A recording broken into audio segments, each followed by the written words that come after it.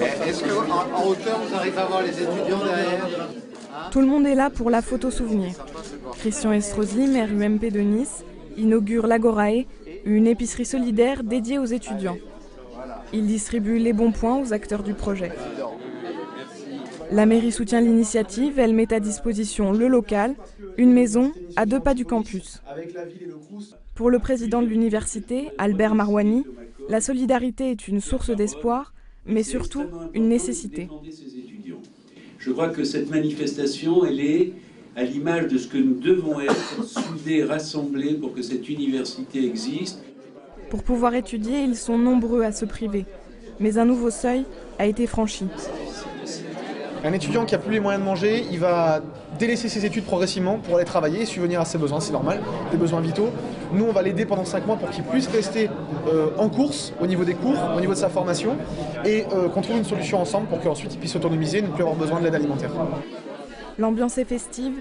Nice a bondi à la 8e place du classement des villes où il fait bon étudier. Mais à l'heure où les familles peinent de plus en plus à financer les études de leurs enfants, l'État donne-t-il encore aux jeunes les moyens de se former?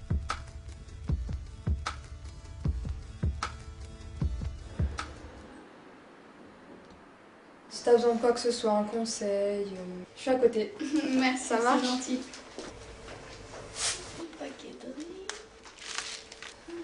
Yasmine, étudiante algérienne, est l'une des premières bénéficiaires de l'Agorae. Ses parents lui envoient autant d'argent qu'ils peuvent.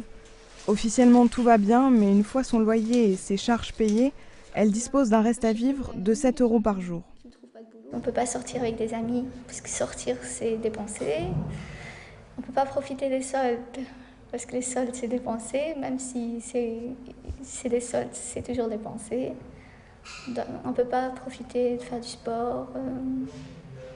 Il y a beaucoup de choses qu'on a ratées. Ici, elle peut faire ses courses avec 85% de remise. Les responsables de l'épicerie veulent mettre l'accent sur l'offre de produits frais pour diversifier l'alimentation des étudiants en difficulté.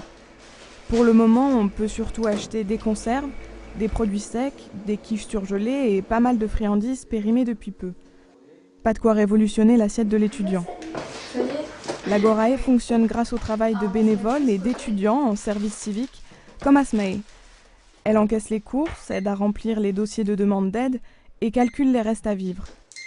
Une bonne volonté qui ne fera pas de miracle. L'université de Nice compte 26 000 étudiants.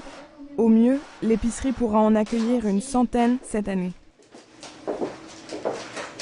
Après une année de médecine, Asmae a raté de peu le concours d'infirmière. 2 échecs qui lui ont valu la perte de sa bourse. Pour financer son année de préparation au concours, elle fait son service civique à l'épicerie solidaire. Pour 25 heures par semaine, elle touche 540 € par mois et pas un centime de plus. J'essaye de me passer de l'aide de mes parents parce que malgré tout, ils ont encore 3 enfants à charge.